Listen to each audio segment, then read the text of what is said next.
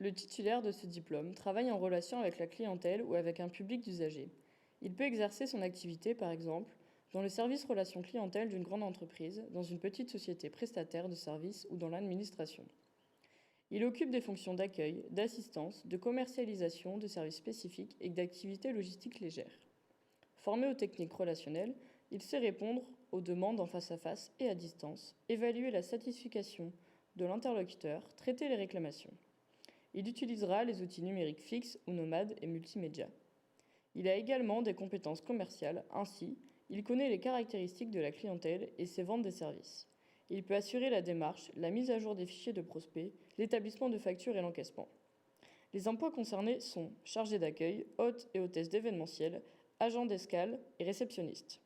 Les qualités requises pour ce métier sont adopter les comportements et les attitudes indispensables à la relation client, code vestimentaire et langage adapté au contexte professionnel, maîtriser sa communication, écoute et disponibilité, faire preuve d'autonomie et de dynamisme, et pour finir, avoir le sens de l'organisation, l'esprit d'initiative et du travail en équipe.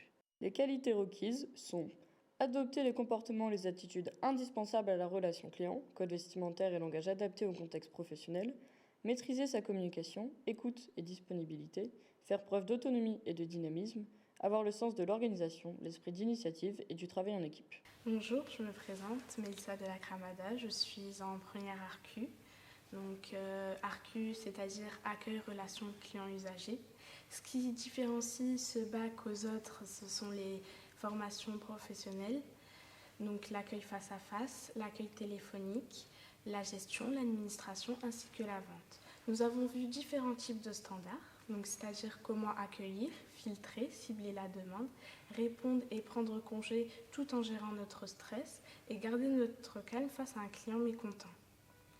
Donc aussi, nous avons vu comment gérer notre espace, le travail, la sécurité des personnes. Nous avons vu les outils avec quoi nous servons, donc y compris numérique.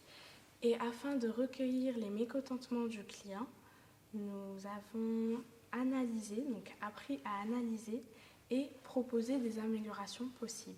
Ce que j'ai ressenti durant le début de la formation, c'est que les stages et les prestations m'ont appris à être plus professionnelle, à communiquer plus professionnellement envers les usagers et à être plus confiante. Ensuite, le stress était là vers les premières prestations, mais ensuite j'ai réussi à le gérer au fur et à mesure. Et les cours sont plus faciles à comprendre. Nous avons un stage à réaliser dans toute enseigne où il y a un accueil, comme les grands magasins, les hôtels, les spas. Pour ma part, je l'ai réalisé au Conservatoire de Tourcoing. Et pour moi, j'ai réussi à garder mon calme lorsqu'il y avait des moments difficiles, c'est-à-dire un client mécontent. J'ai réussi à garder mon stress et à aller vers le client. Grâce à cette filière, après le bac, nous pouvons faire un BTS. Et en BTS, nous avons le BTS tourisme, BTS vente, BTS commerce et aussi en administration. Mais pour ma part, moi j'ai décidé de faire un BTS tourisme pour ensuite être hôtesse de l'air.